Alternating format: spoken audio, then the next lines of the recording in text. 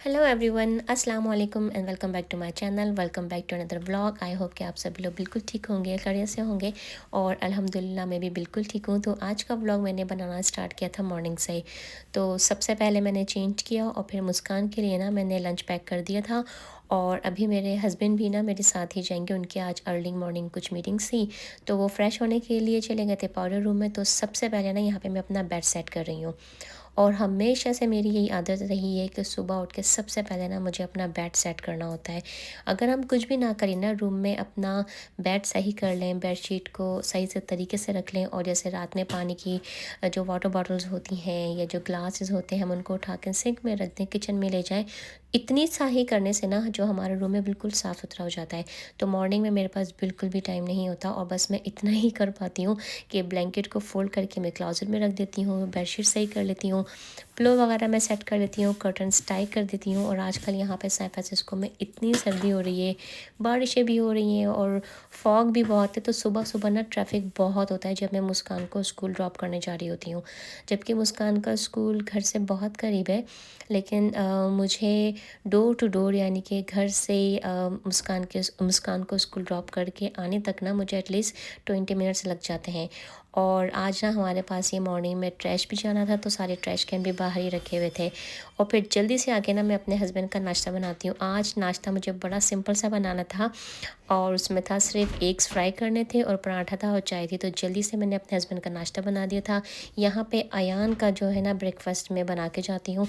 तो अयान ज़्यादातर ना सॉसेजेस के साथ या चिकन चीज़ कबाब जो मैं बनाती हूँ ना उसके साथ एग्स होते हैं और एक ब्राउन ब्रेड होती है। फिर साथ में कभी कभार अगर अयान को मूड हो तो वो कॉफ़ी ले लेता है, वरना ऑरेंज जूस। तो ज़ाहिर है मुझे स्कूल जाना होता है, तो जाने से पहले मैं अयान का ब्रेकफास्ट बना के जाती हूँ और मेरी पूरी कोशिश होती है कि मैं अपना किचन है बिल्कुल साफ़ करके जाऊँ। तो यहाँ पे 9 o'clock होने में सिर्फ 10 मिनट्स थे, तो जल्दी से यहाँ पे मैं रेडी हो चुकी हूँ स्कूल जाने के लिए और मैंने हस्बैंड को नाश्ता दे दिया है, जितने में वो नाश्ता कर लेंगे। तो मेरा जो स्कूल है ना वो घर से सिर्फ 3 मिनट के ड्राइव पर है। तो बस स्कूल गई और फिर स्कूल से जब मैं वापस आई हूँ ना, तो अच्छा मुझे हस्बैंड ही मेरे पिक एंड ड्रॉप कर देते हैं, और अगर कभी वो बिज़ी हो जाए तो मैं वॉक करके भी आ जाती हूँ। और जब हम लोग घर पर आए ना, तो यहाँ पर दोपहर 3 और 5 का टाइम है और हमारे घर के सामने ना इतनी सारी ये फायर फाइटर्स की गाड़ियाँ और एम्बुलेंस वगैरह खड़ी हुई थी। तो हम लोग तो पहले इतना डर गए कि अल्लाह खैर करे कि नेबर में तो कहीं किसी को कुछ हो ना गया हो। लेकिन यहाँ पे इसी तरह से ही होता है, जब अचानक किसी की तबीयत ख़राब हो जाती है और सम टाइम अगर लोग घर पे जैसे एल्डरली लोग होते हैं, जैसे बुज़ुर्ग होते हैं, वो घर पे अकेले होते हैं और हॉस्पिटल नहीं जा पाते, तो इसी तरह से एम्बुलेंस कॉल करनी पड़ती है। तो फिर मेरे हस्बैंड ने जाके नेबर्स को चेकआउट किया तो सब कुछ ठीक था। अब बस उनको हॉस्पिटल जाना था, या आई थिंक शायद वो गिर गए थे, तो इसलिए उन्होंने एम्बुलेंस वगैरह ना कॉल की थी। फिर उसके बाद एक्चुअली आज था फ्राइडे, और फ्राइडे को ना मेरा जो है ना वो डीप क्लीनिंग का दिन होता है, ताकि वीकेंड ना मैं आराम से गुजारूँ। तो जब मैं घर पे आई तो हमने थोड़ा-सा नाश्ता वगैरह किया, चाय वगैरह मैंने बनाई और फिर मुस्कान भी स्कूल से आ गई थी। तो फिर मैंने मुस्कान से कहा कि आज ना आप अपनी पूरी बेडिंग ना चेंज करोगी। तो मैंने पिलो दिखाया था, मुस्कान ने ना यहाँ पे accidentally I think chocolate milk अपने पिलो पे गिरा दिया था। तो मैं यहाँ पे आपको दिखाऊँगी कि यहाँ पे ना पिलो वगैरह पे ना मैं इस तरह से कवर ना एक्स्ट्रा उनको पेयर करके रखती हूँ। और ना ये वाला जो कवर है ना ये पिलो के साथ ही आया था। तो यहाँ पे लॉन्ड्री सिस्टम बहुत आसान होता है, और यहाँ पे ये जो बेडिंग है ना इतनी हैवी है, ये क्विल्ट है। तो जो क्विल्ट्स होती हैं ना वो बेड पे स्प्रेड की हुई, बेड पे बिछी हुई बहुत अच्छी लगती हैं, लेकिन इनको धोने का ना बहुत मसला होता है, धोने का भी और फिर उठा के इनको रखने का भी। तो जैसे हमारी पाकिस्तान की जो कॉटन की बेडशीट्स होती हैं ना वो बहुत कम जगह लेती हैं, फ़ोल्ड करके आप उनको आराम से कबर्ड्स वगैरह में रख दें, और वॉश करने में भी ना इतनी जगह नहीं लेती। वैसे तो यहाँ पे लॉन्ड्री का सिस्टम बहुत आसान है अमेरिका में, और कोई आपको इतनी मेहनत नहीं करनी पड़ती है। लेकिन होता ये है कि ज़ाहिर है हम जो हैं वो घर ओन करते हैं, तो यहाँ पे जो वाटर वगैरह के जो बिल्स होते हैं ना वो काफ़ी एक्सपेंसिव होते हैं। तो एक लॉन्ड्री के एक साइकिल में आपको ना ये सिर्फ एक ही बेडशीट आप ना वॉश कर सकते हैं। अगर कंपेयर टू हमारे पास जो कॉटन की बेडशीट होती हैं पाकिस्तान की, वो तो आप 2 या 3 या उससे ज़्यादा भी ना एक ही साइकिल में आप उनको ना वॉश कर सकते हो। तो बस ये थोड़ा-सा ड्रॉबैक है, लेकिन यहाँ पे जो लॉन्ड्री वगैरह का सिस्टम है ना बहुत अच्छा होता है। तो मुस्कान के रूम की जो पूरी ओवरऑल सेटिंग है वो ग्रे, ब्लूइश और वाइटिश पर इसी तरह की थीम में है, ग्रे एंड ब्लू की। तो मुस्कान के पास जितनी बेडशीट है ना वो आपको ग्रे और ब्लू की टोन में ही मिलेंगी। तो फिर ये सारे काम ना मैं अपने बच्चों से करवाना मैंने स्टार्ट कर दिए हैं, क्योंकि माशाल्लाह बच्चे बड़े हो गए हैं। तो आहिस्ता-आहिस्ता बच्चों को इसी तरह की आदत डालनी चाहिए ताकि वो अपने सारे काम खुद करें। यहाँ पे मुस्कान ने अपनी बेडशीट वगैरह स्प्रेड कर दी थी, और जो बेडशीट मैंने चेंज की थी उसे मैंने फ़ौरन ही ना लॉन्ड्री में डाल के वॉश भी कर दिया था।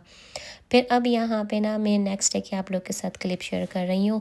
मुस्कान ने फरमाइश मुझसे की थी हलीम बनाने की। मुस्कान को हलीम बहुत पसंद है, तो उसके लिए ना मैंने जो गेहूँ है वो मैंने पहले से ही ओवरनाइट में वॉश करके अच्छी तरह से वॉश करके पानी में सोक करके रख दिए थे। और यहाँ पर ना ये क्रिस्को का घी है, वेजिटेबल शॉर्टनिंग है। ये एक्चुअली ना बेकिंग के लिए बहुत अच्छा होता है और इसमें कोई स्मेल नहीं होती। तो मैं बहुत पहले ना ये वाला घी यूज़ करती थी, लेकिन इसको यूज़ करने से पहले ना आपको हल्का सा इसको वार्म करना होता है, और फिर गर्म करने के बाद ना आप इसको किसी भी कंटेनर में, ग्लास कंटेनर में या स्टील के कंटेनर में डाल के रख लें। तो ना ये काफ़ी अच्छा होता है, पराठे वगैरह आप बना सकते हैं। एक तरह से ये घी ही है। वैसे तो मैं घी घर में बनाती हूँ बटर के साथ, तो वो वाला भी घी बहुत अच्छा बनता है जो आप घर में बनाते हो। उसकी खुशबू, उसका जो फ्लेवर होता है बहुत अच्छा होता है। लेकिन ये वाला जो क्रिस्को वाला जो घी है ना, ये भी बहुत अच्छा होता है। ये एक तरह से वेजिटेबल शॉर्टनिंग होती है, तो काफ़ी ये लाइट वेट है और ना इतना हैवी नहीं होता। तो मैं इसको पराठों में भी यूज़ कर लेती हूँ, और कभी कभार जो हम घर में जैसे हलवा बना लिया या कोई जो दूसरे जो हम डिज़र्ट बनाते हैं, ज़र्दा है, इस तरह की चीज़ों में ना आप यूज़ कर सकते हैं। लेकिन बेकिंग के लिए ना ये बहुत अच्छा होता है। तो खैर इसको मेल्ट करके मैंने स्टील के कंटेनर में रख दिया था, और साथ साथ ना मैं हलीम भी बना रही थी। तो गेहूँ मैंने रात में अच्छी तरह से वॉश करके इसको मैंने बहुत अच्छी तरह से ना कुक कर लिया है। और ना जो उसमें दालें मैंने डाली हैं, दालों में मैंने चने की दाल और ना मूंग की दाल और माश की दाल, मैं बस ये सिर्फ 3 दालें डालती हूँ। इनको मैंने अच्छी तरह से वॉश करके, जब गेहूँ बिल्कुल अच्छी तरह से व्हीट गल गया था, फिर ना मैंने ये दालें इसी में डाल दी हैं। अगर आप लोग ज़्यादा हलीम बना रहे हैं तो मैं सजेस्ट करूँगी कि गेहूँ आप अलग बॉयल करें और दालों को आप अलग बॉयल करें। तो मेरी फैमिली छोटी है, हमारी फैमिली में सिर्फ 4 ही लोग हैं, तो मैं बहुत ज़्यादा हलीम नहीं बना रही हूँ। मुझे थोड़ा सा हलीम बनाना था, तो इसलिए मैंने एक बड़े से पैन में ही गेहूँ भी कुक कर लिया और फिर उसी में दालें भी मैंने डाल दी हैं। और जब मैंने दालें ऐड की थी तो मैंने उसमें हल्दी ऐड की है और नमक डाला है। यहाँ पे मैं आपको एक टिप देना चाहूँगी, जब भी आप गेहूँ या दालें गलाएं ना, तो मेक श्योर करें कि वुडन स्पून यूज़ करें। स्टील के चमचा यूज़ करने से ना जो हमारी दालें वगैरह है ना वो थोड़ी सी हार्ड हो जाती हैं, अच्छी तरह से वो फिर ना कुक नहीं होंगी। तो खैर गेहूँ और दालें एक चूल्हे पे मैंने रख दिया था कुक होने के लिए। यहाँ पर मैं हलीम के लिए जो हम जो मीट बनाएंगे, जो मीट कुक करेंगे, वो यहाँ पे मैंने फ्राई करना स्टार्ट कर दिया था। मैंने ऑयल लिया है और यहाँ पे मैंने बीफ लिया है, और उसको पहले अच्छी तरह से हम भून लेंगे। फिर मैंने अदरक लहसुन का पेस्ट डाला है, और फिर मैंने इसमें डाला था शान का हलीम मसाला अराउंड 1 खाने के चमचे के बराबर। और फिर उसके बाद मैं डालूँगी इसमें हल्दी। हल्दी हम थोड़ी ज़्यादा डालेंगे क्योंकि उसी से हलीम का जो कलर है ना वो अच्छा सा येलो वाला कलर आएगा। जो रेस्टोरेंट में हम जब जाते हैं तो आपने नोटिस किया होगा कि हलीम का कलर येलो होता है, वो इसी वजह से होता है कि उसमें हल्दी ज़्यादा ऐड की हुई होती है।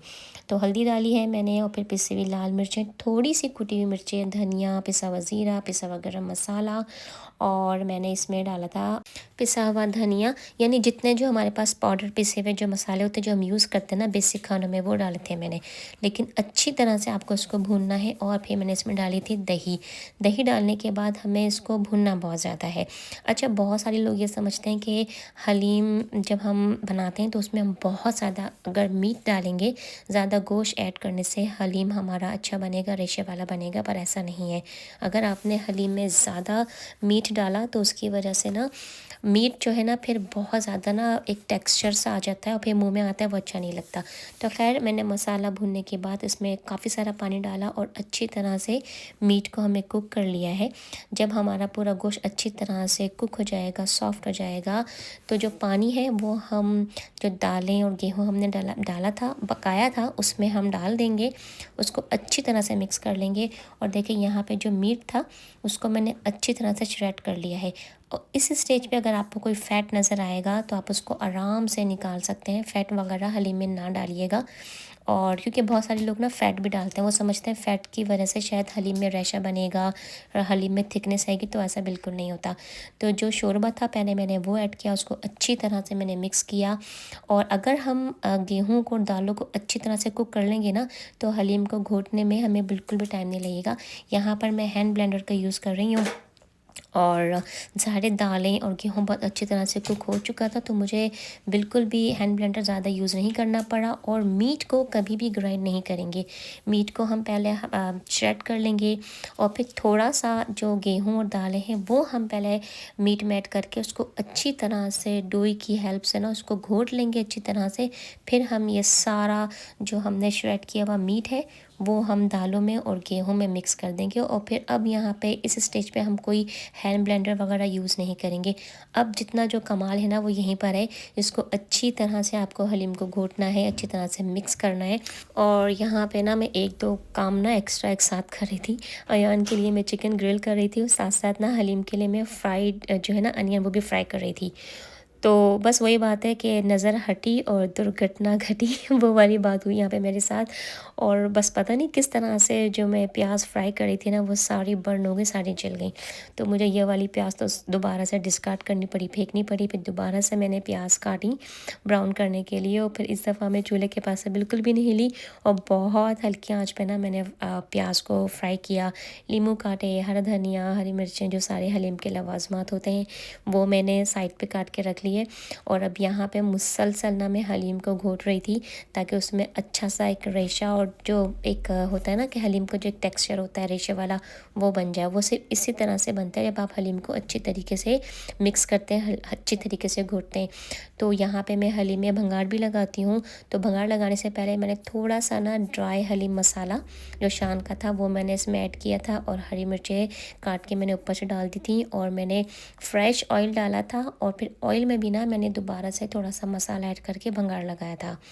तो इस तरह से अगर आप हलीम बनाएंगे ना बहुत मज़े का हलीम बनता है। और मैंने जितनी बार भी हलीम बनाए ना तो सब लोगों को जो भी जिसने मेरे हाथ का हलीम टेस्ट किया उसको ना बहुत मज़े का लगता है।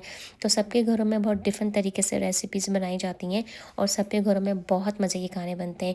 लेकिन मैं हलीम बनाती हूँ इस तरीके से। अब यहाँ पे मैं आपको क्लियरली दिखा रही हूँ कि कितना अच्छा रेशेदार ये हलीम बनाए। साथ में ना मैंने फ्रोज़न नान थे मेरे पास, उसको मैंने तवे पे सेक लिया था और बाकी जो हलीम के लवाजमात होते हैं उसके साथ मैंने सर्व किया था। तो ये था मेरा आज का व्लॉग, ये थी मेरी रूटीन के वर्किंग वूमन होने के साथ साथ मैं घर को और घर के कामों को किस तरह से करती हूँ और मेरा जो वीकेंड है वो किस तरह से बिजी गुजरता है। तो वीडियो अच्छी लगी हो तो वीडियो को लाइक ज़रूर कीजिएगा। अपना बहुत ज़्यादा ख्याल रखें। चैनल पर नए हैं, आपको वीडियो पसंद आई हो तो सब्सक्राइब करें। आपसे एक नए व्लॉग में बहुत जल्दी मुलाकात होगी। अल्लाह हाफ़िज़।